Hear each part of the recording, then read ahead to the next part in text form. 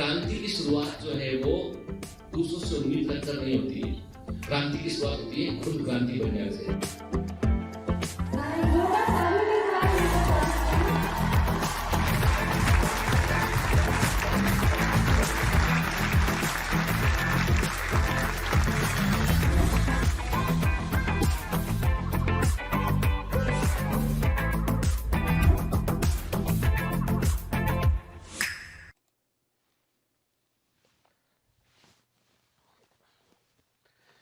Hello commandos, welcome to Biomentors classes online. I am doctor Jitendra Singh. तो चलिए बेटा, anatomy of flowering plants में हम आगे बढ़ेंगे। तो अभी तक हम क्या क्या देख चुके हैं? अभी तक हम देख चुके हैं बेटा कि जो है वो कि रूट की एनाटॉमी किस तरह की होती है, स्टेम की एनाटॉमी किस तरह की होती है, के टिश्यू किस तरह के होते हैं। तो हमने बहुत सारी चीजों को हम पढ़ चुके हैं। पिछली क्लास में हमने काफी सारे डिफरेंसेस को भी देखा था, हमने लीफ की एनाटॉमी को भी समझने की हमने कोशिश की थी हमने, ठीक है ना। तो बेसिकली देखो, आपको समझ में आया होगा कि प्लांट एनाटॉमी में इतना कुछ कठिन नहीं है। यदि आपको टिश्यूज मालूम है, आपको टिश्यूज का अरेंजमेंट मालूम है, बात खत्म हो गई। कि मैंने आपको याद होगा, मैंने आपको जो है वो डाइकॉट स्टेम का ट्रांसफर सेक्शन समझाया था। मैंने कहा था सबसे बाहर एपिडर्मिस होती है, उसके नीचे हाइपोडर्मिस होती है, जनरल कॉर्टेक्स होता है, और अंदर वाली लेयर होती है एंडोडर्मिस के। तो हाइपोडर्मिस, जनरल कॉर्टेक्स और एंडोडर्मिस को मिला के हम क्या बोलते हैं बेटा? इन जनरल टर्म यूज करते हैं, कॉर्टेक्स वर्ड यूज करते हैं हम, ठीक है। और कॉर्टेक्स से घिरा हुआ सेंट्रल सिलेंड्रिकल पार्ट क्या होता है? स्टील होता है। स्टील की कवरिंग क्या होती है? स्टील को चारों ओर से घेर रही होती है, वो एंडोडर्मिस होती है। स्टील में क्या क्या शामिल होता है? पित्त, पेरिसाइकल, पिथरे और वेस्कुलर बंडल शामिल होते हैं। तो बहुत सारा हम जो है एनाटॉमी ऑफ फ्लावरिंग प्लांट का डिटेल हम समझ चुके हैं। और पिछली बार हमने रूट और स्टेम में क्या अंतर एनाटॉमी में होता है, डाइकॉट स्टेम और मोनोकॉट स्टेम में क्या अंतर है, डाइकॉट रूट और मोनोकॉट रूट में क्या अंतर है, इसको हमने देखा था, ठीक है ना। क्लियर? फिर से मैं आपको डिस्क्लेमर दे दूं बेटा कि जो है चैप्टर थोड़ा सा जो है वो बोर है, जिसमें आपको नींद आ सकती है, पर मैंने पूरी कोशिश की है ईमानदारी के साथ बताना कि इतने लेक्चर निकल चुके हैं, क्या नींद का एक झोंका आया? यदि आया है तो भाई मेरा ही दोष है, आपका कोई दोष नहीं है। आप तो मन लगा के पढ़ने वाले बच्चों में से एक है, कमांडो से जो मन लगा के पढ़ते हैं, ठीक है। चलिए, तो सबसे पहले मैं आपसे कुछ क्वेश्चन करूंगा, कुछ चीजों को रिव्यू करेंगे हम, और फिर हम आगे बढ़ते हैं बेटा के। तो मेरा क्वेश्चन ये है कि एक बच्चा है जो मैंने आपसे पहले समझाया भी था, ये क्वेश्चन दिया भी था। एक बच्चा है, उसके पास जो है वो एक स्कूल स्टूडेंट है, उसके पास में जो है वो एक ट्रांसफर सेक्शन है प्लांट पार्ट का। किसी प्लांट पार्ट का ट्रांसफर सेक्शन है और उसे नहीं मालूम है कि ये डाइकॉट स्टेम है कि मोनोकॉट स्टेम है, डाइकॉट रूट है कि मोनोकॉट स्टेम है। उस ट्रांसफर सेक्शन में जो उस अनुपस्थ काट के अंदर जो है वो उसके अंदर जो है हमको हमें उसके अंदर जो है थ्री रेडियल वेस्कुलर बंडल हमको देखने मिल रहे हैं। उसमें हमको 3 रेडियल वेस्कुलर बंडल देखने मिल रहे हैं। तो बताइए कि ये प्लांट पार्ट क्या होगा? इसमें हमको 3 रेडियल वेस्कुलर बंडल देखने मिल रहे हैं, वो प्लांट पार्ट क्या होगा, ये आपको बतलाना है, ठीक है। क्लियर? बताया हुआ है के पढ़ाया हुआ है, ऐसा मत बोलना कि नहीं मालूम हमको, ठीक है ना। फिर आपको जो है वो एक काम करना है, आपको बताना है, मेरे 2 क्वेश्चन और हैं जो आपको जिनके आंसर देना है। आपको बताना है कि उस लेयर का नाम बताइए स्टील के अंदर जो पित्त को चारों ओर से घेरती है, कि जो है स्टील में पित्त को चारों ओर से कौन? डाइकॉट स्टेम में की स्टील में पित्त को चारों ओर से कौन घेरता है? बताइए सोच के डाइकॉट स्टेम में पित्त को चारों ओर से कौन घेरता है, बताइए। फिर आपको बताना है कि डाइकॉट स्टेम में ट्रांसफर सेक्शन में 2 वेस्कुलर बंडल के बीच से निकलने वाली परत का नाम बताइए। डाइकॉट स्टेम में ट्रांसफर सेक्शन में स्टील के अंदर 2 वेस्कुलर बंडल को सेपरेट करने वाली लेयर का नाम बताइए, ठीक है। एकदम देखो, जब मैं आपसे ये सब पूछता हूं ना, तो एकदम आपके आंखों के सामने वो डायग्राम आना चाहिए जो आपने मेरे साथ कॉपी के अंदर बनाया था, वो आपको एकदम से याद आना चाहिए। तो ही बेटा जो है वो हम सफल हैं कि हमने एनाटॉमी को अच्छे से पढ़ा हुआ है हमने, ठीक है ना। क्लियर? चलिए, और अब आपके सामने कुछ प्रश्न और है बेटा कि आप जो है ध्यान से देखिए, ए, बी और सी के पहचानिए कि कौन से वेस्कुलर बंडल है। ए क्या है, बी क्या है और सी क्या है, ठीक है। नाम बताइए आप इनका, वेस्कुलर बंडल के टाइप को आप आइडेंटिफाई कीजिए, मुझे बताइए कि ए क्या है, बी क्या है और सी क्या है। कहां कहां मिलता है ये भी बताना है आपको, कि कौन सा आपको डाइकॉट रूट में मिलेगा, कौन सा आपको जो है रूट में मिलेगा, कौन सा स्टेम में मिलेगा, कौन सा मोनोकॉट स्टेम में मिलेगा, कौन सा आपको डाइकॉट स्टेम में मिलेगा, आपको ये बताना है, ठीक है ना। क्लियर? और जो ए डायग्राम है आपके हिसाब से ये कौन सी डाइकॉट की रूट होना चाहिए या अरे रूट तो मैंने बोल दिया, ठीक है, मुझे बोलना नहीं चाहिए था कायदे के। आप जो है बताइए, चलो एक को आप पहचान गए हैं कि radial vascular bundle R for radial, R for root के, तो बताइए डाइकॉट रूट का है या मोनोकॉट रूट का इमेज है, ये सोच के बताइएगा मेरे को। क्लियर? ठीक है, फिर इस इमेज को भी ध्यान से देखिए बेटा, लेवलिंग कीजिए, बताइए इसमें कि आपको लेवलिंग करना है, आपको बताना है कि इस इमेज में आपको बताना है कि ए क्या है, बी क्या है, सी क्या है। ठीक है, ए बी सी को पहचानिए, बताइए कि ए क्या है, बी क्या है, सी क्या है, बताइए। लेवलिंग करना है बेटा, सही लेवलिंग करना है। ठीक है, क्लियर? देख लीजिए एक बार कि मैं हट जाता हूं। यहां पर भोपाल का स्टूडियो में मेरे पास जो है वो अपने आप को मिनिमाइज करने का ऑप्शन नहीं है यहां पर, इसलिए मैं स्क्रीन में पूरा दिखाई पड़ता हूं आपको ये। ठीक है, फिर यहां पर फर्स्ट क्या है, सेकंड क्या है, थर्ड क्या है, सब आंसर करेंगे। कि देखो बेटा, यदि आप एनाटॉमी ऑफ फ्लावरिंग प्लांट में मेरे साथ आंसर नहीं करेंगे, आप इन क्वेश्चन को सॉल्व नहीं करेंगे तो सीख नहीं पाएंगे। कि आपको सीखना है बेटा के। और मैं हमेशा कहता हूं आपसे कि जो बेटा मैंने वर्कबुक आपको दे रखा है 11th और 12th एनसीईआरटी के बेसिस पर जो वर्कबुक दे रखा है उसको जरूर सॉल्व किया कीजिए साथ में। ठीक है ना? क्लियर? जो भी चैप्टर कंप्लीट हो गए सबका वर्कबुक सॉल्व होना चाहिए। ठीक है, वर्कबुक की मैं स्कैन्ड एंट्री आपसे मंगाऊंगा, मैं आपको बता दूंगा एक तारीख, तो उस दिन मैं आपको, जब जैसे हमारा कोर्स पूरा होगा तो आपने जो भी वर्कबुक को आपने सॉल्व किया, आपने ठीक से उसको भरा है, कैसे आपने उसको सॉल्व किया, उसका मैं एक एंट्री आपसे मंगाऊंगा। मतलब आपको स्कैन करके मुझे भेजना पड़ेगा, तो उसमें रैंडम सिलेक्शन सबसे बेस्ट जो होगा उसे हम सिलेक्ट करेंगे और फिर एक सरप्राइज गिफ्ट देंगे हम। ठीक है, अब आपको बताना है इसमें 1 क्या है, 2 क्या है, 3 क्या है, 4 5 6 7। ठीक है, 1 2 3 4 5 6 7 लेवलिंग कीजिए, लेवलिंग करना जरूरी है भाई। ठीक है, लेवलिंग कीजिए। 1 2 3 4 5 6 7 क्या है बताइए लेवलिंग करके। ठीक है, चलिए आगे बढ़ते हैं इसमें हम। ठीक, अब देखो, हमने पिछली बार एनाटॉमी ऑफ लीफ देखा था हमने, तो अब एक काम करते हैं हम बेटा कि हम जो है वो एनसीईआरटी में कैसे इन्होंने इसको एक्सप्लेन किया है इसको देखते हैं। अब तो देखो बेटा, साफ साफ एनसीईआरटी में जब लीफ की एनाटॉमी को उन्होंने बताया, देखो हमने क्या किया, हमने पहले अपने अकॉर्डिंग पढ़ लिया कि लीफ की एनाटॉमी में जाइलम कहां होता है, फ्लोएम क्या होता है, किस तरह की लीफ की एनाटॉमी होती है, उसको हम पिछली क्लास में देख चुके हैं। अब हम एज पर एनसीईआरटी हम बात करते हैं, वो लिखते हैं कि देखो बेटा, याद है D for dicot, D for dorsiventral. Dorsiventral leaf किसमें होती है, डाइकॉट में होती है, डाइकोटनस लीफ बोलते हैं। ठीक है, the vertical section of a dorsiventral leaf through the lamina shows 3 main parts. सबसे बाहर एपिडर्मिस, बीच में मीजोफिल और सेंट्रल पॉइंट में क्या होगा बेटा, वेस्कुलर सिस्टम होगा इसमें के। मतलब आप ध्यान से बात सुनो के, तो ये सब एमसीक्यू बेटा के कि यदि आप डॉर्सीवेंट्रल लीफ की लैमिना को आप देखेंगे तो आपको 3 पार्ट आपको दिखाई पड़ेंगे, एपिडर्मिस, मीजोफिल और वेस्कुलर सिस्टम के। अब मीजोफिल क्या होता है, बीच में दोनों एपिडर्मिस से, ऊपर और नीचे एपिडर्मिस है, बीच में प्रेजेंट, इसलिए मीजोफिल बोलते हैं इसको हम के। किस तरह का टिश्यू होता है, तो ये पेरेन्काइमा टिश्यू होता है। ऐसा पेरेन्काइमा टिश्यू होता है जिसमें क्लोरोप्लास्ट होता है, तो क्लोरेन्काइमा होता है। ये क्या होता है, नॉट कोलेन्काइमा, गलती मत करो, it is not collenchyma, it is क्लोरेन्काइमा। ठीक है ना? क्लियर?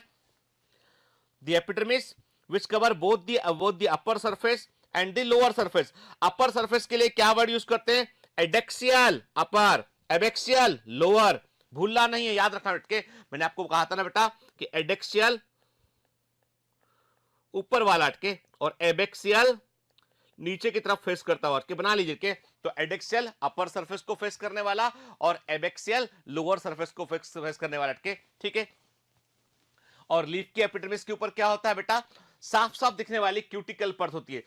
जितनी मोटी क्यूटिकल परत होगी इस बात को बतलाएगी कि उतना अधिक जो है वो ड्राई कंडीशन का, शुष्क अवस्थाओं का प्लांट को सामना करना पड़ता है।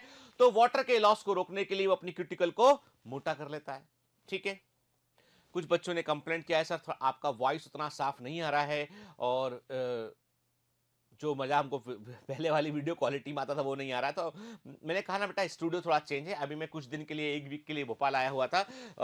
आपको बताया था मैंने, बायोमेंटर्स का कमांड सेंटर बन रहा है पूरा, तो उसका काम भी यहाँ पे लगाना था, बहुत सारी चीजें हैं। तो जिसके लिए फिर मैंने आपको बताया था मेरे मामा जी शांत हो गए थे, उनके उस फंक्शन में मुझे आना पड़ा था यहाँ पे, तो इसलिए भोपाल से मैं रिकॉर्डिंग कर रहा हूँ। ताकि आप देखिए, मैं चाहता हूँ 7 डेज पूरा हॉलीडे कर लेता, पर मैंने ऐसा नहीं किया। मैंने एक काम किया, पूरे 7 दिन मैंने आपके लिए काम किया है, तो ये जरूरी है क्योंकि आपका एग्जाम टाइम पर होना है। मैं कहता हूं हमेशा आपसे कि the show must go on, ठीक है ना, आपको जीतना है मतलब जीतना है, ठीक है।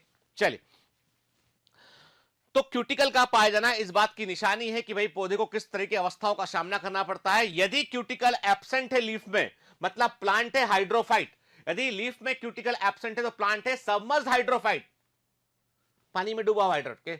केवल क्यूटिकल अपर लेयर पर प्रेजेंट है, मतलब प्लांट है हाइड्रोफाइट जो इमर्स्ड है, जो वाटर पर प्रेजेंट है, तो केवल ऊपर प्रेजेंट है। केवल लोअर प्रेजेंट है क्यूटिकल, मैंने आपसे कहा कि जो है वो क्यूटिकल केवल, और क्यूटिकल अपर और लोअर दोनों सरफेस पे प्रेजेंट है, लीफ में सब जगह होता है, पर क्यूटिकल एब्सेंट या जो है वो थिन क्यूटिकल कहां होगा, हाइड्रोफाइट में देखने मिलेगा। ठीक है, जीरोफाइट में आपको थिक क्यूटिकल, मोटा क्यूटिकल परत आपको देखने मिलेगा यहाँ पे। ठीक है, स्टोमेटा के साथ भी ऐसा होता है। स्टोमेटा का डिस्ट्रीब्यूशन भी डिपेंड करता है इस बात पर कि प्लांट किस तरह के जो है वो कंडीशन में रहता है। यदि हाइड्रोफिटिक प्लांट होगा, सबमर्ज्ड हाइड्रोफाइट होगा, तो उसमें क्या होगा, उसमें जो स्टोमेटा जो है वो एब्सेंट होंगे, नहीं होंगे तो वेस्टिजियल होंगे। ठीक है, इमर्ज्ड हाइड्रोफाइट होगा तो अपर सरफेस पर स्टोमेटा होंगे। ठीक है ना, ठीक। तो ये स्टोमेटा की पोजीशन, क्यूटिकल, ये सब क्या, ये वाटर के लॉस को रोकने के एडाप्टेशन होते हैं। ठीक है, The abaxial epidermis generally bears more stomata than the addax। देखो सिंपल सी बात है कि यदि एक नॉर्मल प्लांट में देखोगे आप, तो लीफ के अपर सरफेस की तुलना में लोअर सरफेस में स्टोमेटा का नंबर ज्यादा होगा। कारण यह होता है कि stomata are the points from the water, जहां से कि वाटर वेपर्स बाहर निकलते हैं। स्टोमेटा से ट्रांसपिरेशन होता है। The loss of water in the form of vapours is known as transpiration. के पौधे के एरियल पार्ट से the loss of water in the form of vapours from the aerial part of plant is known as the transpiration. पौधे के वायवी भागों से जल की वाष्प के रूप में जो हानि होती है उसे बोलते हैं हम वाष्पोत्सर्जन कहते हैं उनके। अब सिंपल सी बात है, यदि ऊपर स्टोमेटा होगा तो गर्मी का अधिक वाटर को वो लूज करेगा, तो इसलिए लोअर सरफेस पे मोर स्टोमेटा होते हैं। ठीक है ना, ठीक ठीक। इवन कई बार क्या होता है, कई बार अपर सरफेस पर जो है वो स्टोमेटा नहीं भी होते हैं ताकि वाटर का लॉस कम से कम हो। द लेटर में इवन लैक स्टोमेटा, मतलब जो एडेक्सियल एपिडर्मिस है, जो ऊपर वाला एपिडर्मिस है, कई बार उसमें स्टोमेटा नहीं भी होते हैं। ये छोटी छोटी इंफॉर्मेशन जो है ना बेटा, ये एमसीक्यू बनकर आती है, इसलिए ध्यान देना इस बात को, एकदम अटेंटिव रहिए इसके लिए। ठीक है ना, क्लियर। चलिए आगे बढ़ते हैं। और क्या बोलते हैं एनसीईआरटी वाले बाबू, ठीक है, वो कहते हैं कि भैया इस इमेज को गौर से देख लेना, हम पूछेंगे। ठीक है ना, हमारा मन करेगा हम पूछेंगे। ठीक है, मैंने आपको एक बार बताया था ना कि एनसीईआरटी को, नीट का पेपर देख देख के एनसीईआरटी को, 2017 के बाद से जो नीट का पेपर हो रहा है 18, 19, 20 के, एनसीईआरटी को लगने लगा है कि कभी कभी अपन को लगता है कि अपुनिच भगवान है। ठीक है, वो एक वेब सीरीज आई थी, उसमें डायलॉग था किसी का। ठीक है, तो भैया एनसीईआरटी भी ऐसी सोचती है, तो इसलिए इसको देख लो ध्यान से। के तो आप इमेज को ध्यान से देखिए। सबसे ऊपर वाला हमने क्या, ऊपर वाला एपिडर्मिस एडेक्सियल एपिडर्मिस, नीचे वाला एबैक्सियल एपिडर्मिस। आप देख रहे हैं नीचे वाले में आपको स्टोमा दिखाई पड़ रहे हैं। ठीक है, फिर सब स्टोमेटा के में जो छेद होता है, स्टोमेटा जो छेद होता है उसके चारों तरफ क्या होती है, गार्ड सेल होती है बेटा, और स्टोमा के नीचे, छेद के नीचे जो जगह होती है, यहां से वेपर्स बाहर निकलते, उसे सब स्टोमेटल कैविटी कहते हैं। क्या बोलते हैं बेटा उसे। अब ये इमेज से भी एमसीक्यू में, सब stomatal cavity, it is just behind the, जो स्टोमा या पोर होता है उसके नीचे जो जगह होती है जहां से वेपर्स बाहर निकलते हैं ना, उसे सब स्टोमेटल कैविटी कहते हैं। ठीक है ना, ठीक। फिर आप देख रहे हैं कि जो लीफ की जो मीजोफिल है, ठीक है, लीफ की मीजोफिल के, जो लीफ की मीजोफिल है वो दो हिस्सों में बटी हुई है। ठीक है, एक है पैलिसेड मीजोफिल, दूसरी है स्पॉन्जी मीजोफिल। पैलिसेड मीजोफिल जो होती है कॉलमनर सेल से बनी हुई है। देखिए ध्यान से, इमेज को देखिए फिर हम बताओ। वो कॉलमनर सेल से बनी हुई है, क्लोजली पैक्ड सेल्स है, पास पास पास पास पास पास पैक सेल है वो पूरी। ठीक है, और ऐसा इसलिए ताकि वाटर का लॉस कम से कम हो, वाटर का लॉस कम से कम हो, ऐसा इसलिए होता है। ऐसा इसलिए होता है ताकि जो है वो, जो मोस्ट ऑफ द सनलाइट जो आ रही है, हाई इंटेंसिटी लाइट, उसको ये रिसीव कर सके, फोटोसिंथेसिस में उसका वो इस्तेमाल कर सके वो। ठीक है, फिर नीचे स्पॉन्जी मीजोफिल होती है। स्पॉन्जी मीजोफिल के बीच में आपको इंटरसेलुलर स्पेस देखने मिलते हैं, जबकि पैलिसेड मीजोफिल के बीच में आपको इंटरसेलुलर स्पेस देखने नहीं मिलते हैं आपको। ठीक है, ठीक। तो क्या देख रहे हैं, वो कॉम्पैक्टली अरेंज है, जबकि स्पॉन्जी मीजोफिल लूजली अरेंज होती है बेटा। ठीक है ना, फिर आप देख रहे हैं स्पॉन्जी मीजोफिल के बीच में आपको एयर कैविटी दिखाई पड़ रही है, जो एयर एक्सचेंज में इंपॉर्टेंट रोल प्ले करती है। ठीक है, फिर वेस्टोबंडल को देखिए ध्यान से, तो आप क्या देख रहे हैं, आप देख रहे हैं कि जो वेस्टोबंडल के चारों तरफ बंडल शीथ प्रेजेंट है, और ये लिविंग सेल से बनी होती है, बंडल शीथ प्रेजेंट है। जब फोटोसिंथेसिस पढ़ेंगे तब इसकी बात करेंगे हम। ठीक है, फिर आपको वेस्टोजाइलम और फ्लोएम दिखाई पड़ रहे हैं। आपको जाइलम और फ्लोएम जो है वो दिखाई देख रहे हैं। आपको ऊपर तरफ जाइलम दिखाई पड़ रहा है, नीचे आपको फ्लोएम दिखाई दे रहा है यहाँ पर। क्लियर, ठीक है। इंपॉर्टेंट है बेटा लेवलिंग के लिए, आईएमपी इमेज है, इंपॉर्टेंट इमेज है लेवलिंग के लिए बेटा, आ सकता है, याद रखिएगा। ठीक है, चलिए आगे बढ़ते हैं। फिर the tissue between the upper and lower epidermis is called mesophyll. ठीक है, mesophyll which possess chloroplast and carry out photosynthesis is made up of parenchyma. ठीक है, और ये पेरेन्काइमा क्या कहलाता है बेटा? क्लोरेनकाइमा। ठीक है, क्लोरेनकाइमा भी कह सकते हैं इसको हम, है ना? ठीक है, it has two type of cells, में दो प्रकार की कोशिकाएं होती है, टू टाइप ऑफ सेल्स में होती है बेटा। एक होती है पैलिसेड पेरेन्काइमा और दूसरी होती है इसमें स्पॉन्जी पेरेन्काइमा। एक होती है पैलिसेड पेरेन्काइमा, दूसरी होती है spongy parenchyma. One is the palisade parenchyma, another is the spongy parenchyma. ठीक है, ठीक है, देखो ध्यान से, है ना? इमेज को मैं दोबारा दिखा रहा हूं बेटा, एकदम सब्र के साथ पढ़िए, घबराने की जरूरत नहीं है इसमें, चीजें समझ में आना चाहिए और एग्जाम में क्वेश्चन बनना चाहिए। केवल कोर्स को निपटा देने भर से सिलेक्शन नहीं होता है, याद रखिए कि सिलेक्शन केवल कोर्स को निपटा देने भर से नहीं होता है। सिलेक्शन होता है कि जो आपने पढ़ा है उसमें से कितना आपके दिमाग के अंदर स्टोर है, उससे सिलेक्शन होता है, समझ गए? ठीक है, चलिए। द एडेक्सियली प्लेस्ड मतलब ऊपर की तरफ, ऊपर की तरफ, ठीक है ना? Palisade parenchyma is made up of elongated cell which are arranged vertically parallel to each other, column के समान पास पास होती है इसके। The oval or round and loosely arranged spongy parenchyma is situated below the palisade cell and extend to the lower epidermis। के palisade के cell के नीचे rounded हमको स्पॉन्जी पेरेन्काइमा दिखाई पड़ती है, स्पॉन्जी मेसोफिल दिखाई पड़ती है जो लोअर एपिडर्मिस तक जाती है। क्या इसके बीच में कई सारी एयर कैविटीज प्रेजेंट होती है, एक जो है इंटरसेलुलर स्पेस हमको देखने मिलते हैं। ठीक है, चलिए। The vascular system includes vascular bundles which can be seen in the veins and medulla। अब vascular bundle क्या होता है? And it's a combination of xylem and phloem। ठीक है, बताया था मैंने आपको, है ना बेटा? The size of vascular bundle is are dependent on the size of veins। के कितना vascular bundle का साइज वीन के साइज पर डिपेंड करता है। अब देखो ये ऐसा पॉइंट है, अब ये ऐसा है भूला बिछड़ा पॉइंट है, कहीं अब इसको जो है मान लो एग्जामिनर एमसीक्यू बना के पूछ ले तो फिर हम कंफ्यूज हो गए कि कहां से आ गया है। के सिंपल सी बात बोली है इसमें, और ये मैंने आपको बताया भी नहीं था पहले के। मैंने आपसे क्या कहा कि वीन के साइज पर डिपेंड करता है वेस्कुलर बंडल का साइज क्या है। वीन का साइज बड़ा है तो वेस्कुलर बंडल का साइज बड़ा होगा, भाई मोर सप्लाई करना पड़ेगा। ठीक है ना, क्लियर? ठीक। The veins vary in thickness in the reticular venation of dicot leaf। जैसे मिड वीन जो होती है वो मोर थिक होगी, मिड वीन जो होती है वो मोर थिक होगी, फिर से जो वीन निकलेगी वो उससे कम थिक होगी वो, ठीक है ना, जाल के समान। इससे जो निकलेगी वो और पतली होगी। ठीक है, तो ऐसे बेटा जो है वो पूरा का पूरा नेटवर्क जाल बना होता, तभी तो बोलते हैं रेटिकुलेट वीनेशन। और रेटिकुलेट का मतलब क्या होता है? जाल के समान। ठीक है, वेस्कुलर बंडल जो है वो thick wall bundle sheath cell से घिरे होते हैं। ये याद रखना, ये बड़ा काम का है फिजियोलॉजी में, समझ गए? ठीक है, याद रखिएगा इसको। ठीक, देखो फिर से देख लो इमेज कोड के, मतलब ये बार बार दिखाया जा रहा है आपको कि भैया याद कर लेना, भूलना नहीं। ये डायग्राम, ये इमेज जो है एग्जाम में आने वाला है। ठीक है, एग्जाम में आने वाला है। ठीक है ना, आने वाली वो बाहर है भैया, ये एग्जाम में आएगा तो भूलने का नहीं। ठीक है, चलिए अब बात करते हैं आइसो बायलेटरल मोनोकॉट लीफ की बात करते हैं। आइसो मतलब समान, सम, एक समान, दोनों तरफ, बायलेटरल ऊपर और नीचे, मतलब ना स्पॉन्जी ना मेसोफिल, ना स्पॉन्जी ना पैलिसेड मेसोफिल। ठीक है, सब तरफ एक समान है। ठीक है, मोनोकॉट लीफ होती है। The anatomy of isobilateral leaf is similar to that of the dorsiventral leaf in many veg.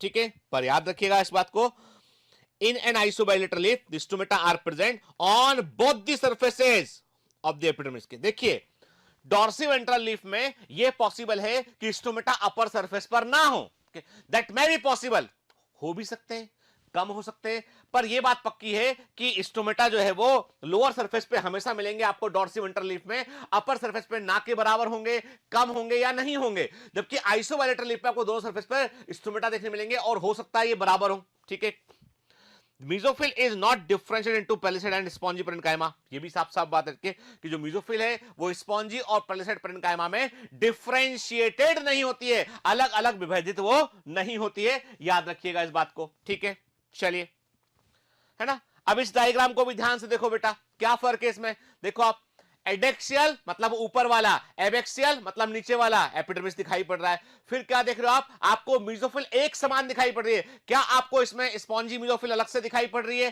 क्या पेलिसैड मेसोफिल आपको अलग से दिखाई पड़ रहा है, नहीं, सब एक समान दिखाई पड़ रहा है। स्टोमेटा आप देखेंगे तो आपको दोनों साइड, देखो दोनों सरफेस पे के, यहां पर भी ये स्टोमा है, देखो आप, है ना, स्टोमा है ना, ये दिखाई पड़ रहा है स्टोमा, ठीक है ना। स्टोमेटा दोनों सरफेस पर है। बीच में आपको क्या दिखाई पड़ रहा है बेटा, आपको वेस्कुलर बंडल दिखाई पड़ रहा है, आपको जाइलम दिखाई पड़ रहा है नीचे, और फ्लोएम के, जाइलम आप देख रहे हो ऊपर की पोजीशन पे होता है, एडेक्सियल सरफेस पे होता है, और फ्लोएम जो है वो एबैक्सियल सरफेस की तरफ रहता है, ठीक है। ये आपने देखा, मोनोकॉट का लीफ देखा आपने, ठीक है।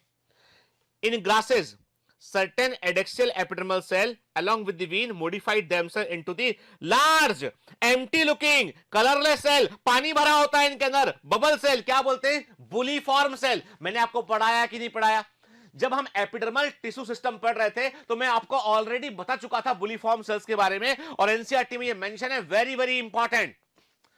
अपर देखो कहां पे, ग्रासेस मोनोकॉट लीफ में, आइसोबाइलेटरल लीफ में, एडेक्सियल मतलब ऊपर की सतह पर जो है वो कुछ जो है वीन्स के पास की कुछ सेल अपने आप को मॉडिफाई करती हैं, बड़े साइज की होती हैं, खाली सी दिखने वाली सेल होती है, इनको हम बुलीफॉर्म सेल्स कहते हैं। और ये बुलीफॉर्म सेल्स क्या करती हैं, ये लीफ से वाटर को एब्जॉर्ब करती है, फूल जाती है और लीफ की सरफेस को खोल देती है, मतलब they help in the opening of leaf. जब इनका पानी कम हो जाएगा तो closing of leaf, rolling of leaf कर देंगे, मतलब लीफ को ओपन करना, ये लीफ को ओपन कर दिया, लीफ को क्लोज कर देना, लीफ को ये क्लोज कर दिया, ये काम किसका होता है, बुलीफॉर्म सेल। इनको हम क्या बोलते हैं, इनको हम मोटर सेल भी कहते हैं, इसलिए इनको मोटर सेल भी कहते हैं, इनको हम बबल लाइक सेल भी कहते हैं, इनको हम, ठीक है। When the buliform cells in the leaves have absorbed water and are turgid, the leaf surface is exposed. When they become flaccid, मतलब पानी चला गया, कम हो गया, turgid मतलब पानी से फूल गई सेल, क्या याद रखिए। अब देखो turgid, जो हिंदी वाले बच्चे याद रखें, turgid का मतलब होता है फूला हुआ, ठीक है। फ्लैसिड का मतलब होता है सुकड़ा हुआ, ठीक है ना, सिकड़ा हुआ, ठीक है ना। सेल जब जो है इसका पानी कम होगा फ्लैसिड हो जाएगी, जब पानी भराएगा वो टर्जिड हो जाएगी, ठीक है। जब फ्लैसिड होगा वाटर स्ट्रेस में तो लीफ को ये कर्ल कर देगी, वाटर लॉस को कम करने के लिए, इससे वाटर का लॉस कम हो जाएगा, ठीक है। पैरेलल विनेशन मोनोकॉट लीफ में हमको दिखाई पड़ता है, जो वेस्कुलर बंडल के the parallel विनेशन in monocot leaf is reflected in the near similar size of vascular bundle के। देखिए याद रखें, जो पैरेलल विनेशन होता है मोनोकॉट लीफ का, उसके पास के वेस्कुलर बंडल भी होते हैं जो सिमिलर साइज के होते हैं बेटा, हमको देखने मिलते हैं। मिडवीन में वेस्कुलर बंडल का साइज बड़ा होता है, ठीक है, क्लियर। देखिए ना, ये हम मोनोकॉट की लीफ को देख रहे हैं बेटा, क्या स्टोमेटा दिखाई पड़ रहे हैं आपको इसमें, क्या तो एडेक्सियल। तो देखो ये इमेजेस याद रखिएगा बेटा, क्योंकि एग्जाम में आपको केवल ये इमेज देके पूछ सकते हैं, बताइए कौन सा प्लांट पार्ट है, ये तो मालूम होना चाहिए आपको, ठीक है। अब यहां पर खत्म होती बात किसकी, कि डाइकॉट और मोनोकॉट लीफ में अंतर क्या है, एनसीईआरटी के अकॉर्डिंग देखा हमने। अब बात करेंगे हम सेकेंडरी ग्रोथ के ऊपर, बात करेंगे द्वितीयक वृद्धि के ऊपर बात करेंगे, ठीक है। और ये समझ लीजिए कि ये सेकेंडरी ग्रोथ वाला हिस्सा जो है वो एनाटॉमी ऑफ फ्लावरिंग प्लांट का जो है आखिरी हिस्सों में से एक है, ठीक है ना। अब हम सबको मालूम है कि पौधों में ग्रोथ दो प्रकार से होती है, एक होती है वर्टिकल ग्रोथ, लंबाई में होती है, जो होती है जिसे हम बोलते हैं प्राइमरी ग्रोथ। पहले पौधा लंबाई में बढ़ता है इसलिए प्राइमरी ग्रोथ बोलते हैं, बाद में एक लंबाई के बाद पौधे की चौड़ाई भी बढ़ती है तो उसे हम क्या बोलते हैं, उसे हम सेकेंडरी ग्रोथ कहते हैं। मोनोकॉट के अंदर आपको सेकेंडरी ग्रोथ देखने नहीं मिलती है, डाइकॉट में आपको सेकेंडरी ग्रोथ देखने मिलती है। तो डाइकॉट स्टेम, डाइकॉट की रूट सेकेंडरी ग्रोथ को शो करता है, जिम्नोस्पर्म का स्टेम, जिम्नोस्पर्म की रूट सेकेंडरी ग्रोथ को शो करती है। कुछ जिम्नोस्पर्म की लीफ भी सेकेंडरी ग्रोथ करती है, पर डाइकॉट स्टेम में लीफ सेकेंडरी ग्रोथ नहीं करती है। मोनोकॉट में स्टेम में और जो है वो रूट में कहीं पर भी सेकेंडरी ग्रोथ देखने हमको नहीं मिलता है, ठीक है। सेकेंडरी ग्रोथ किससे होती है, लेटरल मेरिस्टेम से होती है। लेटरल मेरिस्टेम कौन से होते हैं, वेस्कुलर कैम्बियम और कॉर्क कैम्बियम। ये सब पढ़ा हुआ है इसलिए मैं आपको रिकॉल करा रहा हूं, उसके बाद हम कंटिन्यू करते हैं इसमें, ठीक है। देखो बेटा समझो के, the growth in the main axis, the growth in main axis in length, मुख्य अक्ष में लंबाई में जो वृद्धि होती है वो प्राइमरी और एपिकल मेरिस्टेम के कारण होती है, उसे हम बोलते हैं प्राइमरी ग्रोथ। उसे क्या बोलते हैं, उसे हम प्राइमरी ग्रोथ कहते हैं, ठीक है। In most of the monocot, कई सारे मोनोकॉट में मैनी एनुअल्स कई सारे एक वर्ष के जीवन काल वाले एक वर्षीय पौधों में, हर्बेशियस डाइकॉट में ऐसे डाइकॉट जो हर्ब के रूप में मिलते हैं, शाक के रूप में मिलते हैं, उनमें केवल प्राइमरी ग्रोथ देखने मिलती है। क्लियर? ठीक है, तो याद रखना है मोनोकॉट में, मोस्ट ऑफ द मोनोकॉट्स के अंदर, कई सारे एक वार्षिक पौधों के अंदर, ठीक है, और हर्बेशियस डाइकॉट में आपको केवल प्राइमरी ग्रोथ देखने मिलता है। ठीक है, फिर बड़ी संख्या में जो एंजियोस्पर्म है, जिम्नोस्पर्म है, वो अपनी चौड़ाई भी बढ़ाते हैं और वो बढ़ती है सेकेंडरी ग्रोथ करंट के stem. In majority of angiosperm and gymnosperm stem increase in girth due to secondary growth which is brought about by the activity of the lateral meristem. कई सारे एंजियोस्पर्म में, जिम्नोस्पर्म में तना जो होता है वो चौड़ाई में द्रुतक वृद्धि के चलते बढ़ता है, और ये होता है लेटरल मेरिस्टेम की एक्टिविटीज होता है। लेटरल मेरिस्टेम वो मेरिस्टेम होते हैं जो लेटरल पोजीशन में पाए जाते हैं, जैसे कि वेस्कुलर कैम्बियम और कॉर्क कैम्बियम। ठीक है ना, और ये हमें मैंने मुख्य स्टेम में और ब्रांचेस में हमको सेकेंडरी ग्रोथ जो है वो देखने मिलती है। ठीक है, रूट में भी सेकेंडरी ग्रोथ होती है डाइकॉट में। देखिए आप देख रहे हैं, आपको दिखाई पड़ रहा है इमेज के अंदर, आपको रेड से जो मैंने मार्क किया वो लेटरल मेरिस्टेम है बेटा इसमेट के। तो आप देख रहे हो कि लेटरल पोजीशन में पूरा रिंग के समान हमको लेटरल मेरिस्टेम दिखाई पड़ रहा है, जो सेकेंडरी ग्रोथ में रोल प्ले करता है। तो गौर से देखिए, स्टेम में भी है और वो रूट के अंदर भी प्रेजेंट है वो। ठीक है ना, जो सेकेंडरी ग्रोथ के लिए रिस्पॉन्सिबल होता है। ठीक है, देखिए ना, मेरिस्टेम को ध्यान से देखिए बेटा, इसमें आप देख रहे हैं आप। यदि मैं पूछूं आपसे कि वेस्कुलर कैम्बियम और कॉर्क कैम्बियम क्या होते हैं, आप बोलोगे सर लेटरल मेरिस्टेम होते हैं। कौन बाहर कौन अंदर होता है, याद रखिएगा बेटा, भूलना नहीं है, बिल्कुल दिमाग में डाल लीजिए, है ना। डोंट फॉरगेट इट कि वेस्कुलर कैम्बियम होता है इंट्रास्टीलर, ठीक है। कॉर्क कैम्बियम होता है एक्स्ट्रास्टीलर, ठीक है। एक्स्ट्रा मतलब बाहर, इंट्रा मतलब अंदर, ठीक है। जो स्टील क्षेत्र के अंदर है, इंट्रा स्टीलर लेटरल मेरिस्टेम है, वो है वेस्कुलर कैम्बियम है, जो वेस्कुलर बंडल को बनाएगा और सेकेंडरी ग्रोथ को करवाएगा, ठीक है। और जो कॉर्क कैम्बियम है वो एक्स्ट्रा स्टीलर लेटरल मेरिस्टेम है, जो कि स्टील क्षेत्र के बाहर होता है और कॉर्क को बनाता है, इसलिए उसका नाम है कॉर्क कैम्बियम। ठीक है, क्लियर? देखिए ना, है ना, प्राइमरी ग्रोथ लंबाई में होती है, सेकेंडरी ग्रोथ किस में होती है, वो चौड़ाई में होती है। अब याद रखिए ध्यान से, मैंने आपसे कहा था डाइकॉट स्टेम में क्या होता है। डाइकॉट स्टेम में जो वेस्कुलर बंडल होते हैं वो होते हैं कॉन्जॉइंट, फिर से लिखता हूं मैं, conjoint, collateral and open type. Open type का मतलब इनमें होता है फेसिकुलर कैम्बियम, जिसको बोलते हैं intra fascicular cambium. Fasciculi word का मतलब क्या होता है, फेसिकुलाई वर्ड का मतलब होता है गुच्छा। जाइलम और फ्लोएम के गुच्छे के पीछे प्रेजेंट है, जाइलम अंदर फ्लोएम बाहर, उस गुच्छे के पीछे प्रेजेंट जो कैम्बियम है वो है fascicular cambium, intra fascicular cambium, ठीक है ना। और दो वेस्कुलर बंडल के बीच से क्या गुजरता है, डाइकॉट स्टेम का ट्रांसफर सेक्शन दिमाग में हमारे दो वेस्कुलर बंडल के बीच से गुजरता है पिथरे। इतना दिमाग में रखिए, आगे बात करते हैं हम, ठीक है। तो सबसे पहले समझते हैं जो हमने रिकॉल किया, द प्राइमरी ऑर्गेनाइजेशन। अब देखो पहले बेटा क्या देख रहे हैं हम, सेकेंडरी ग्रोथ इन इंट्रास्टीलर रीजन के, कि स्टील के अंदर वाले क्षेत्र में सेकेंडरी ग्रोथ कैसे होती है, पहले इसको समझेंगे हम, ठीक है ना बेटा, है ना। नोट कर लीजिए, टाइटल हेडिंग डाल लीजिए, ठीक है। Primary organisation of a typical dicot stem shows the presence of epidermis, cortex and stele. जानते हैं एक डाइकॉट स्टेम का ट्रांसफर सेक्शन देखेंगे, सबसे बाहर एपिडर्मिस दिखाई पड़ेगा, उससे नीचे कॉर्टेक्स होगा, कॉर्टेक्स में तीन लेयर होंगी, हाइपोडर्मिस, जनरल कॉर्टेक्स और एंडोडर्मिस, ठीक है। और कॉर्टेक्स से घिरा हुआ क्या होगा, स्टील होगा, ठीक है। स्टील में जो वेस्कुलर बंडल होंगे कॉन्जॉइंट, कोलेट्रल, ओपन टाइप होंगे। ओपन टाइप में फेसिकुलर कैम्बियम और इंट्रा फेसिकुलर कैम्बियम देखने मिलेगा। बिल्कुल सही है कि नहीं, ये बताओ, है ना, यही पढ़ा है ना हमने, है ना बेटा, हमने यही पढ़ा है ना कि क्या होगा, conjoint, collateral, open type vascular bundle होंगे, और जाइलम और फ्लोएम के बीच में क्या होगा बेटा, हमको जो है वो क्या देखने मिलेगा, हमको एक कैम्बियम की पट्टी देखने मिलेगी। याद है डायग्राम हमने बनाया था, हमने कहा था, ठीक है। हम उतना ही डायग्राम रिकॉल करते हैं, बीचों बीच हमने कहा था ये पिथ है, समझो बेटा, है ना, ठीक है। समझेंगे नहीं तो मजा नहीं आएगा, ठीक है। ये पिथ है, ठीक है। चारों तरफ क्या था इसका, ये वेस्कुलर बंडल। ऐसे डायग्राम आया था ना बेटा कि तुम एब्सेंट थे उस दिन, कहां गए थे उस दिन, प्रेजेंट है ना, ठीक है।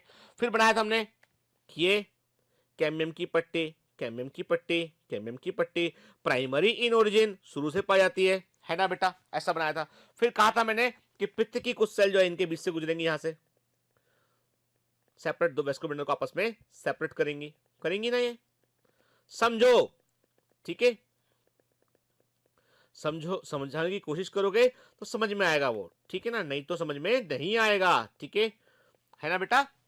ठीक, मीठी मीठी का बातें करने वाले आपको बहुत टीचर मिलेंगे, लेकिन प्रॉब्लम यह है कि एग्जाम में वो साथ नहीं जाएंगे कि आप उनको बोल दो कि श्रीमान आप भी साथ चलो, वो नहीं जाएंगे कि पर मैं आपके साथ जाऊंगा, आपके दिमाग के अंदर जो है वो किसी कोने में बैठा रहूंगा और बताऊंगा आपको कि लगा दे आंसर सही वाला, लेकिन उसके लिए अभी ध्यान से समझना पड़ेगा। तो मैंने क्या कहा आपसे, आप देख रहे हो आपको पित्त दिखाई पड़ रहा है, आपको ये वेस्कुलर बंडल दिखाई पड़ रहे हैं, और ये क्या देख रहे हो आप देख रहे हो इसमें मैंने लेवल किया, चलो मैंने कहा कि ये है, आप देख रहे हो ये क्या है, ये फेसिकुलर कैम्बियम शुरू से प्रेजेंट है ना बेटा, ठीक है। अब ध्यान से बात सुनो के, सबसे पहला काम सबसे पहला काम जब स्टील क्षेत्र में इंट्रास्टेलर रीजन में जब सेकेंडरी ग्रोथ होती है, जब इंट्रास्टेलर रीजन में सेकेंडरी ग्रोथ होती है, तो सबसे पहला काम होता है कि कैम्बियम रिंग का फॉर्मेशन होता है। क्या होता है बेटा, सबसे पहले कैम्बियम रिंग का फॉर्मेशन होता है, मतलब वेस्कुलर कैम्बियम रिंग का बनना पहला स्टेप होता है। कैसे बनेगा, अब जब प्लांट को सेकेंडरी ग्रोथ करना होता है तो दैट सर्टेन केमिकल सब्सटेंसेस जो कि फाइटो हार्मोन होते हैं उनका लेवल बढ़ जाता है, और जो कैम्बियम की सेल्स हैं, जो इंट्राफेस्कुलर कैम्बियम की सेल्स हैं, दे बिकम एक्टिवेट, वो एक्टिव है, वो डिवाइडिंग पोजीशन आती है, पहले वो इंतजार कर रही होती है, फिर वो एक्टिवेट आती है वो सेल्स, अब वो डिवाइड करने लगती है।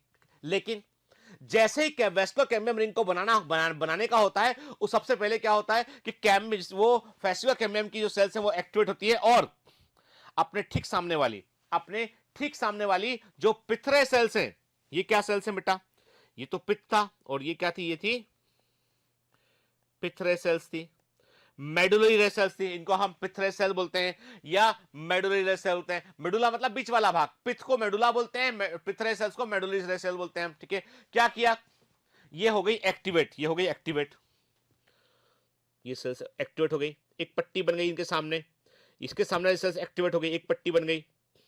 देखो बना, येलो से मैं बना रहा हूं, उठ के ये क्या है, ये जो येलो पट्टी बनाई है मैंने, ये नीली वाली सेल जो थी, जो पिथरे सेल्स थी, उन्हीं को हमने क्या कर दिया, एक्टिवेट कर दिया उनको हमने। अब ये सेल्स में डिवाइडिंग हो गई, पहले क्या थी, पेरेन्काइमा परमानेंट सेल बनी हुई थी, अब ये डिवाइडिंग सेल होंगी। क्या बोल दिया इनको हमने बोल दिया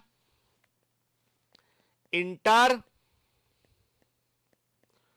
फेसिकुलर कैम्बियम, दो के बीच में है इसलिए इंटर, दो फेस्टिकुलर कैम्बियम के बीच में है इसलिए इंटरफेस्टिकुलर कैम्बियम बोल दिया हमने। अब देखो ये इंटरफेस्टिकुलर कैम्बियम सेकेंडरी ओरिजिन का है, परमानेंट सेल्स में कैपेसिटी ऑफ डिवीजन के वापस आने पर बना है। फेस्टिकुलर कैम्बियम शुरू से प्रेजेंट था, ठीक है। तो दोनों तरह के जोड़ गए कैम्बियम आपस में एक रिंग बना या नहीं बना, आप देख रहे हो ना, येलो और वायलेट का कैम्बियम एक पूरा रिंग बन गया ना रिंग, इंटरफेस्टिकुलर कैम्बियम और इंट्राफेस्टिकुलर कैम्बियम दोनों के जोड़ने पर एक रिंग बना कि नहीं बना, बन गया रिंग, ठीक है। इसे बोला हमने कैम्बियम रिंग। अब ये क्या कर रहा है, अब ध्यान से देखो, इस कैम्बियम रिंग से अंदर की तरफ क्या है, अंदर होता है जाइलम, बाहर होता है फ्लोएम। मैंने वेस्कुलर बंडल में हमेशा याद रखना, डाइकोट सिस्टम में वेस्कुलर बंडल में अंदर होता है जाइलम, बाहर होता है फ्लोएम, बाहर है फ्लोएम, अंदर है जाइलम। सारे जाइलम वेस्कुलर कैम्बियम से अंदर आ गए और सारे फ्लोएम बाहर निकल गए, ठीक है ना, इतना दिमाग में रखिए। भी देखिए, The fascicular cambium is a type of lateral meristem. Fascicular cambium एक प्रकार का लेटरल मेरिस्टेम होता है जो स्टील क्षेत्र में पाया जाता है, और ये सेकेंडरी जाइलम और सेकेंडरी फ्लोएम को प्रोड्यूस करता है, ठीक है। In the process of secondary growth, द्वितीयक वृद्धि की प्रक्रिया में पहला स्टेप क्या होता है, एग्जाम का एमसीक्यू है, ये एग्जाम का क्वेश्चन है। फर्स्ट स्टेप क्या होता है बेटा, फर्स्ट स्टेप होता है इसमें यहां पर formation of cambium ring.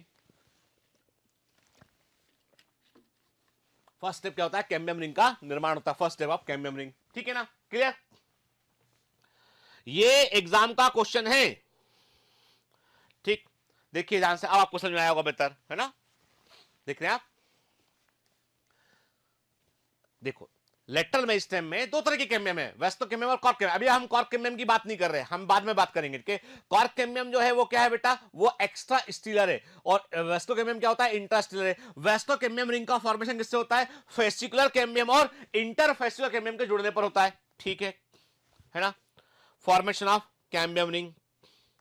At the time of formation of the cambium ring, the fascicular intrafascicular cambium of vascular bundle become active and begin the मेस्टुरल एक्टिविटी। देखो, जब कैम्बियम रिंग का फॉर्मेशन करना होता है तो फेसिकुलर कैम्बियम मतलब intrafascicular cambium जो है वेस्कुलर बंडल का, वो एक्टिव हो जाता है और वो मेस्टुरेटिव एक्टिविटी को जो है वो प्रारंभ करने लगता है। At the same time some cell between two vascular bundle, उसी समय पर क्या होता है कि दो वेस्कुलर बंडल की कुछ सेल्स, जिनको हम पिथरे सेल्स बोलते हैं, जो ठीक सामने होती हैं, जो फेसिकुलर कैम्बियम की ठीक लाइन में सामने होती हैं, वो भी मेरिस्टेमेटिक हो जाती हैं और क्या बन जाता है, इंटरफेसिकुलर कैम्बियम बन जाता है। Cambium between two vascular bundle is known as the interfascicular cambium. ये ऐसा ही नोट करना है क्योंकि एग्जाम में ऐसा ही पूछा गया है बेटा, ठीक है ना।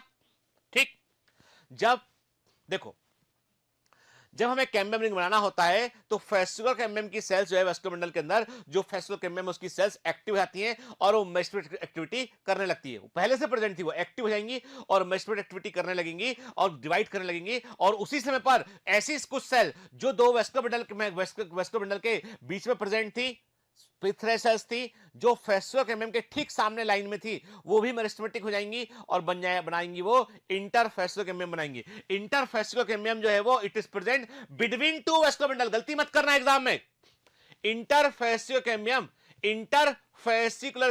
Present between two vascular bundle and intrafascicular cambium present in the vascular bundle. Intrafascicular cambium present in the vascular bundle. Intrafascicular cambium vascular bundle के अंदर होता है और इंट्राफेसिकुलर कैम्बियम दो वेस्कुलर बंडल के बीच में होता है। ठीक है, क्लियर। तो समझ गए हम के मतलब हमने क्या कहा, हमने कहा कि अब छोटा सा डायग्राम, हम एक काम करते हैं, कंफ्यूज नहीं करते, इसलिए हम एक छोटा सा डायग्राम बना लेते हैं हम बेटा, है ना, क्योंकि ये बड़ा इंपॉर्टेंट है। यदि यहाँ पे गलती किया हमने तो सेकेंडरी ग्रोथ समझ में नहीं आएगा। पूरी एनाटॉमी में सबसे कठिन लोगों को लगता है सेकेंडरी ग्रोथ और सबके सबसे आसान चीज है वो। ठीक है, ठीक, हमने कहा कि ये वेस्कुलर बंडल, वेस्कुलर बंडल, ठीक है, डायग्राम आते चलते हैं, क्या दिक्कत है यार, सब्जेक्ट डायग्राम वाला है पूरा, है ना, मतलब ये चैप्टर, सॉरी चैप्टर पूरा डायग्राम वाला ये। ठीक है,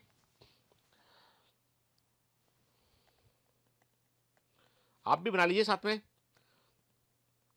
थोड़ा पेन चलाने में कोई बुराई नहीं है यार, है ना।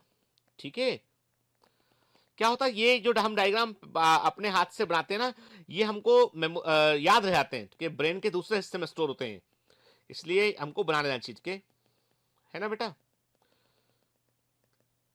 ठीक है, चलो, है ना, थोड़ा सा लेवलिंग कर लें इसको हम। देखो एक चीज मैंने ऐसा बना लेता हूं इसमें, ठीक है,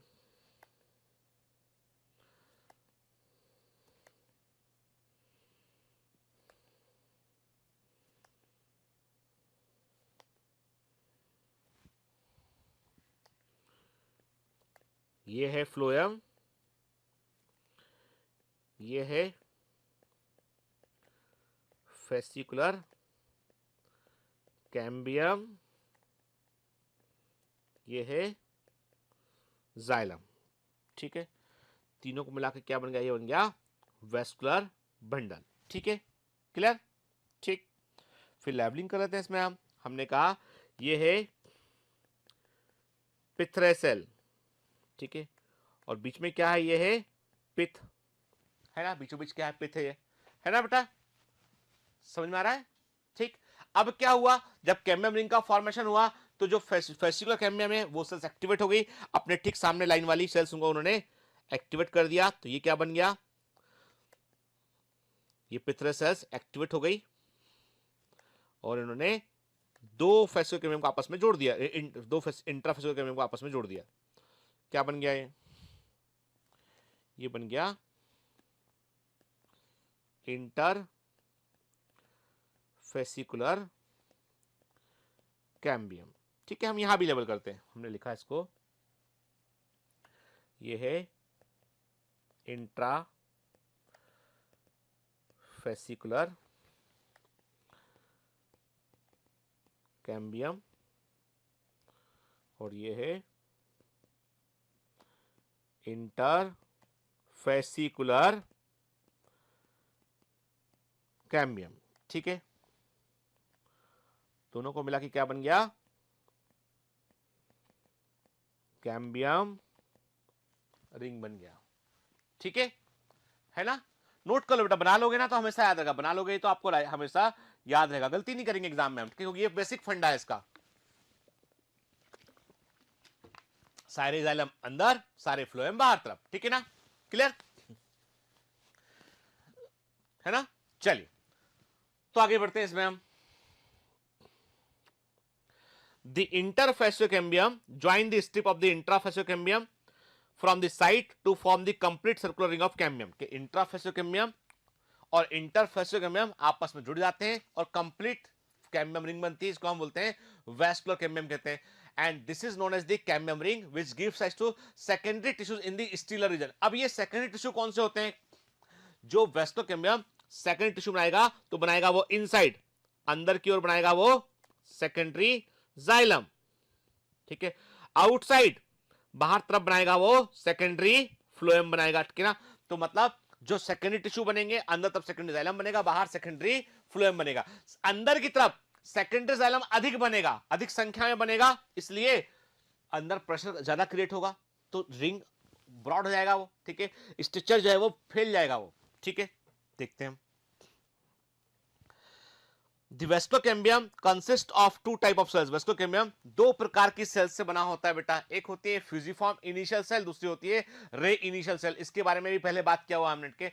Vescocambium दो प्रकार की सेल से बना होता है, एक होती है फ्यूजिफॉर्म इनिशियल सेल, ये वर्टिकली ओरिएंटेड सेल होती है जो डिफरेंट टाइप के एलिमेंट्स को प्रोड्यूस करती हैं। सेकेंडरी जाइलम और सेकेंडरी फ्लोएम के अलग अलग एलिमेंट जो होते हैं, उनको किट शिप ट्यूब को बनाना है, ठीक है, जाइलम वेसल को बनाना है, तो वो सारा काम कौन करता है? फ्यूजिफॉर्म इनिशियल सेल करती है। रे इनिशियल आइसोडायमेट्रिक सेल होती है जो कि रे पेरेन्काइमा को प्रोड्यूस करती है, जो कि horizontal conduction of water and food में रोल प्ले करता है। जैसे जाइलम पेरेन्काइमा है, फ्लोएम पेरेन्काइमा, ये क्या, ये रे इनिशियल सेल से ही बनती है। ठीक है, तो ये रे पेरेन्काइमा को प्रोड्यूस करता है। तो वेस्कोकेम्बियम में दो प्रकार की सेल्स होती है, फ्यूजिफॉर्म इनिशियल एंड रे इनिशियल। एनसीईआरटी में नहीं है, ये मत देखिए, पलटकर याद कर लीजिए, इसको एग्जाम में आता है। ठीक है,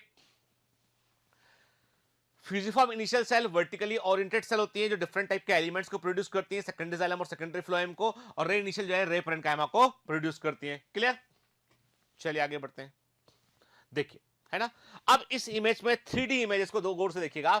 बीचों बीच पिथ है, ठीक है बेटा। फिर याद रखिए, यानी जब भी कभी सेकेंडरी ग्रोथ होती है, ध्यान से बात सुनिएगा कि सबसे पहले यानी जब सेकेंडरी ग्रोथ होना शुरू हुआ था तो क्या हुआ था? ये वेस्कुलर बंडल है, ये फेसिकोकेम्बियम। इमेजिन करते हैं कि सारे के सारे फ्लोएम बाहर तरफ थे, सारे जाइलम अंदर तरफ थे। ठीक है, पहली बार सेकेंडरी ग्रोथ हुआ तो जाइलम जो प्राइमरी जाइलम था उसके बाद क्या बन गया? अंदर, उससे बाहर, यानी प्राइमरी जाइलम अंदर की ओर धक्का दिया और उसकी जगह पे सेकेंडरी जाइलम। देखो ये जैसे ये एक्टिविटी शो करेगा तो क्या करना बनाएगा? ये बनाएगा सेकेंडरी जाइलम बनाएगा, सेकेंडरी जाइलम बनाएगा, तो वो जाइलम कहां आएगा? वो यहां आ जाएगा। फ्लोएम कहां बनाएगा? सेकेंडरी फ्लोएम बाहर बनाएगा। मतलब ये है जैसे जैसे साल गुजरते जाएंगे, जैसे जैसे ईयर्स गुजरते जाएंगे, जैसे साल गुजरते जाएंगे, तो प्राइमरी जाइलम सबसे अंदर की ओर धक्का दिया जाएगा और प्राइमरी फ्लोएम सबसे बाहर धक्का दिया जाएगा। इन दोनों के बीच की लगातार दूरी बढ़ रही होगी और बीच में आते चले जाएंगे सेकेंडरी जाइलम और सेकेंडरी फ्लोएम। कोई पूछता है आपसे कि youngest layer of secondary xylem कहां मिलेगा? सेकेंडरी जाइलम का सबसे नया बना लेयर कहां मिलेगा? आपका आंसर क्या होगा? Just inside the cambium ring, cambium ring से ठीक अंदर की ओर। कोई पूछेगा सबसे नया बना हुआ सेकेंडरी फ्लोएम कहां मिलेगा? आप बोलोगे जस्ट आउटसाइड द वेस्कोकेम्बियम, वहां मिलेगा। कोई पूछेगा ओल्डेस्ट जाइलम कहां मिलेगा? At the centre of the stem, at the centre of the stem. Dicot stem में जैसे जैसे समय गुजरता जाएगा तो उसका पिथ जो है रप्चर होता चला जाएगा, अंदर वाले हिस्से में जो है वो टिश्यू आना शुरू हो जाएगा, उससे क्या बनेगा? हार्डवुड बनेगा। अब हार्डवुड क्या होता है हम बाद में बात करेंगे, अभी कंफ्यूज नहीं करते। अभी मैंने आपसे कहा कि सबसे पुराना जाइलम कहां मिलेगा? ठीक सेंटर की ओर धक्का दिया जाएगा, बाहर से अंदर मिलेगा। सबसे पुराना सेकेंड फ्लोएम कहां मिलेगा? सबसे आउटसाइड मिलेगा।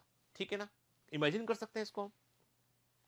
ठीक है, देखिए secondary vascular tissue formed by the activity of the vescocambium ring के secondary vascular tissue मतलब secondary xylem और secondary phloem जो होते हैं वो vescocambium ring की एक्टिविटी से बनते हैं। और इनके बीच का मेन डिफरेंस क्या होता है? देखो बेटा, यदि हम प्राइमरी जाइलम और सेकेंडरी जाइलम में मेन डिफरेंस को देखें, मुख्य अंतर को देखें हम, तो क्या दिखाई पड़ेगा हमें कि सेकेंडरी जाइलम में जो है आपको एक्सियल और रेडियल सिस्टम दोनों देखने मिलेंगे आपको के। मतलब सेकेंडरी जाइलम में वर्टिकल ऊपर की ओर कंडक्शन भी देखने मिलेगा और हॉरिजॉन्टल सिस्टम भी देखने मिलेगा, जबकि आप पाते हैं कि आपको रेडियल सिस्टम देखने प्राइमरी जाइलम में नहीं मिलता है। प्राइमरी जाइलम में जो ट्रैकेरी एलिमेंट होते हैं वो लंबे लंबे होते हैं, जबकि सेकेंडरी जाइलम में कंपैरेटिवली छोटे होते हैं। ये कुछ टेक्निकल अंतर है जो आपके दिमाग में आपको रहना चाहिए बेटा, ठीक है, क्लियर।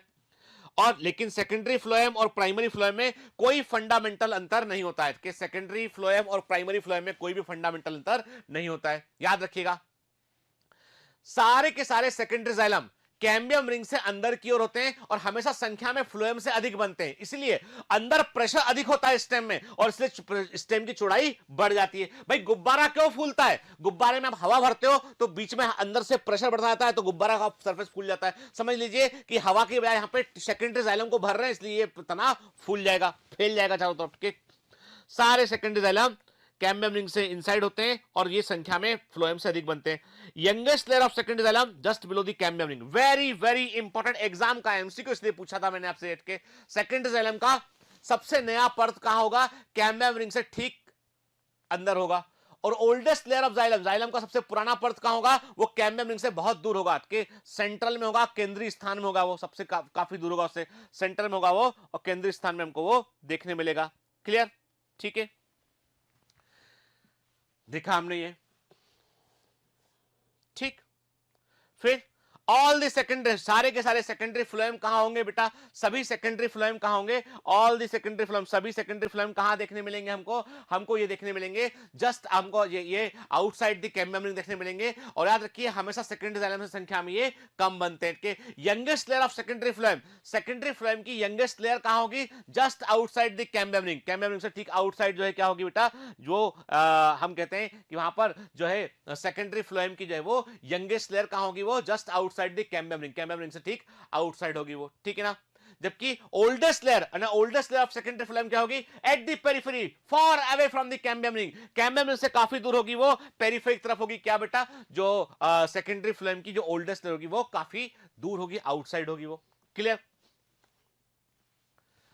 ये तो बात समझ में आई कि भाई कहां से क्या लोग, देखो ये एकदम दिमाग में रहना चाहिए कि भाई बनेगा तो कहां जाएगा वो टिश्यू, ठीक है। सेकेंडरी जाइलम अंदर बनेगा, सेकेंडरी फ्लोएम बाहर बनेगा, तो पहले वाले टिश्यू उड़ थोड़े जाएंगे, वो कहीं ना कहीं तो जाएंगे वो, ठीक है, क्लियर है ना। तो इस इमेज को गौर से देखिए और इसमें डायग्राम देखिए आप, है ना, पहले दूसरे डायग्राम कवर कीजिए, आपको समझ में आएगा बात कि लगातार सेकेंडरी फ्लोएम जो है आउटसाइड बन रहा होता है और सेकेंडरी जाइलम इनसाइड बन रहा होता है कैम्बियम रिंग से, ठीक है ना, ठीक, क्लियर। एकदम बेटा अटेंटिव रहकर में सुनना है इसको। आगे बढ़े हम, चलिए अब एनसीईआरटी क्या लिखता है इसके ऊपर। एनसीईआरटी के अकॉर्डिंग हम इसको देख लेते हैं कि एनसीईआरटी इसके बारे में क्या लिखता है।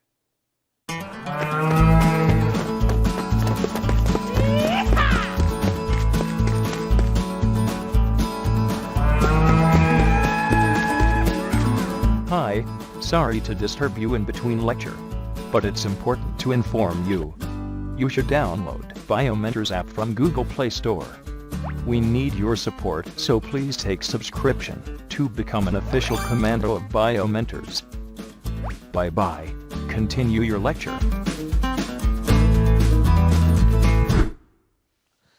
एनसीईआरटी के बारे में लिखता है बेटा, the growth of the root and stem in length with the help of apical meristem is called the primary growth. Okay, clear? देखा हमने पहले। Apart from the primary growth, most dicot plants exhibit increase in girth. This increase is called the secondary growth. ठीक है ना, ये भी देखा हमने, है ना, ये सब देखा ना।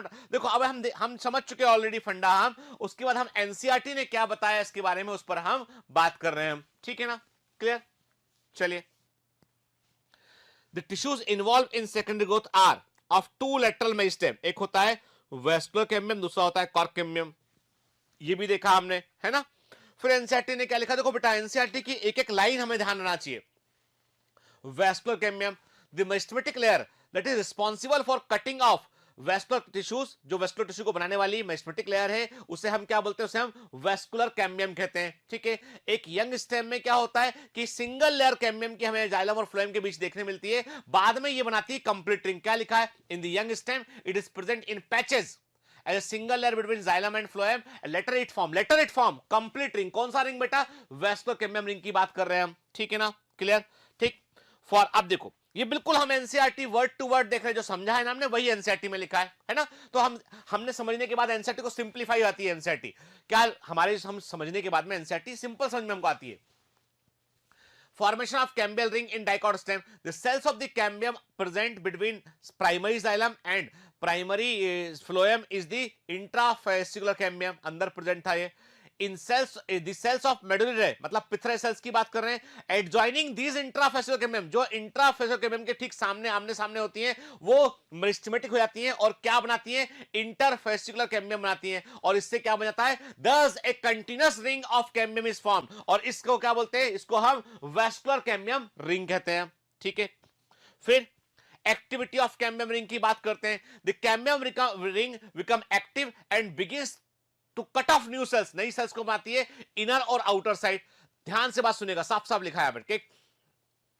The cells cut off towards pith, जो सेल्स पिथ की तरफ बनती हैं वो आगे चलकर सेकेंडरी जाइलम बनाती है, में मैच्योर होती हैं, और जो पेरिफेरी में बनती है, बाहर तरफ बनती है, वो सेकेंडरी फ्लोएम बनाती है। The cambium is more active on the inner side, मतलब सेकेंडरी जाइलम अधिक बनता है as compare to secondary phloem, secondary xylem अधिक बनता है। साफ साफ लिखा है एनसीईआरटी में बेटा, यही बात किया था हमने, है ना, ठीक है, clear.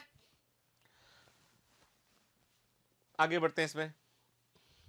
As a result, the amount of secondary xylem produced is more than the secondary phloem and soon form the compact mass. के परिणाम स्वरूप क्या होता है? सेकेंडरी जाइलम अधिक बनता है as compare to secondary phloem, ठीक है, कॉम्पैक्ट मास के रूप में जमा होने लगता है। Secondary, primary and secondary phloem get gradually crush, primary और सेकेंडरी फ्लोएम जो है वो क्रश हो जाते हैं कंटिन्यूअस फॉर्मेशन, लगातार सेकेंडरी जाइलम के बड़ी संख्या में बनने के कारण। और प्राइमरी जाइलम जो होता है वो जो है वो इंटेक्ट, मतलब बगैर डैमेज हुए। देखो क्या होता है, जो ओल्डर फ्लोएम है वो क्रश, उन पर प्रेशर पड़ता है तो वो फट जाते हैं, पेरिफेरी में चले जाते हैं। और जो सेकेंडरी जाइलम होता है वो बीच, जो सबसे पहले बना हुआ जाइलम होता है वो बीचों बीच सेंटर की ओर आ जाता है उठ के, तो वो मोर और लेस जैसा था वैसा प्रेजेंट रहेगा, या थोड़ा सा डैमेज, मामूली डैमेज होगा, वो सेंटर में प्रेजेंट रहेगा वो।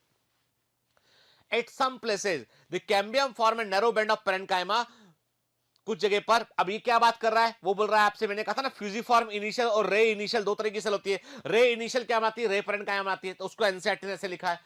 एट सम, कुछ जगह पर cambium form a narrow band of parenchyma, cambium parenchyma का एक नैरो बैंड आता है which passes through the secondary xylem and secondary phloem, जो रेडियल कंडक्शन में हेल्प करता है। ये होती है रे पेरेन्काइमा सेल होती है, ठीक है, रे इनिशियल से बनती है, ठीक है। इन्हें हम क्या बोलते हैं? हम सेकेंडरी मेडुलरी रे बोलते हैं इनको, क्योंकि देखो जो प्राइमरी मेडुलरी रे थी वो तो आपने डैमेज कर दिया प्रेशर से, जो वहां पर तो इंटरफेसिकुलर कैम्बियम बन गया और प्रेशर आने से वो डैमेज भी हो गई। तो अब क्या हो रहा है? जो नए सेकेंडरी जाइलम और सेकेंडरी फ्लोएम बन रहे हैं उनके बीच में भी कुछ मेडुलरी रे प्रेजेंट है, वो सेकेंडरी मेडुलरी रे कहलाती है, ठीक है।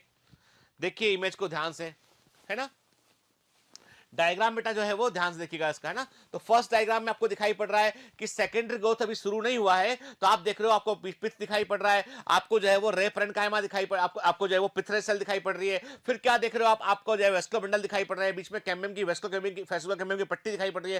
फिर सेकंड डायग्राम में आप क्या देख रहे हो? ये डायग्राम है फर्स्ट और ये है सेकंड, ये है first diagram, second diagram, third and fourth के। तो आप सेकंड में क्या देख रहे हो? सेकंड में आपको दिखाई पड़ रहा है कि कैम्बियम का पूरा रिंग बन गया है, फिर अंदर की ओर टिश्यू बनना शुरू, प्रेशर लगेगा बेटा यहाँ पे और पूरा का पूरा हिस्सा गर्थ चौड़ाई उसकी बढ़ जाएगी, ठीक है। अब क्या होता है? चौड़ाई बढ़ने का एक परिणाम ये होता है कि बाहर प्रेजेंट एपिडर्मिस टूट जाएगा। जब एपिडर्मिस बाहर प्रेजेंट टूट जाएगा तो अंदर के टिश्यू की सुरक्षा को खतरा पैदा हो जाएगा, बाहर से इंफेक्शन अंदर आ सकता है। तो अब क्या करना पड़ेगा? अब जो बाहर का टूटा हुआ एपिडर्मिस है उसको रिपेयर करना पड़ेगा, जो अंदर के कॉर्टेक्स की लेयर डैमेज हो गई है प्रेशर के कारण उनको रिपेयर करना पड़ेगा। तो कौन करेगा वो काम? किसी को जिम्मेदारी लेनी पड़ेगी ना, कि बाहर जो गड़बड़ हो गई है, अंदर तुम सेकेंडरी ग्रोथ कर रहे थे पर बाहर भी तो गड़बड़ हो गई है, तो गड़बड़ संभालने के लिए आता है फिर सामने कॉर्क कैम्बियम। मैं हूं ना, मैं देखता हूं क्या समस्या है, तो कॉर्क कैम्बियम वहां पे रिपेयरिंग का काम करता है, ठीक है ना, क्लियर। तो चलिए आज लेक्चर में हम इतना ही करेंगे इसमें। तो हम नेक्स्ट लेक्चर में जो है वो बात करेंगे कि कॉर्क कैम्बियम का फॉर्मेशन कैसे होता है, एक्स्ट्रा स्टेलर सेकेंडरी ग्रोथ कैसे होती है, उस पर हम फोकस करेंगे, ठीक है बेटा। चलिए तो पढ़ते रहिए, मेहनत करते बेटा, ऑल द बेस्ट।